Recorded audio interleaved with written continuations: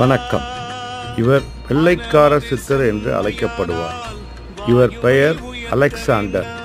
இவர் ஸ்வீடன் நாட்டு ராஜ பரம்பரையில் வந்தவர். பாபாஜி மற்றும் ரமண மகரிஷியின் அருளாசி பெற்று வாடிப்பட்டி அருகில் உள்ள குத்தலாம்பட்டி மலை அடிவாரத்தில் அருவிக்கரையில் தனது ஆசிரமத்தை நிறுவியுள்ளார். மதுரையில் உள்ளவர்கள் இந்த சித்தர் ஜீவசமாதியை வணங்கி நல்ல நிலையை அடைந்தவர்கள் பலர். இங்கு தியானம் மற்றும் மூச்சு பயிற்சியும் சொல்லிக் கொடுக்கிறார்கள். இவர் ஜீவசமாதிக்கு பழங்கள் மற்றும் ஊதுபத்தி வாங்கி சென்று வழிபட்டு வாருங்கள்.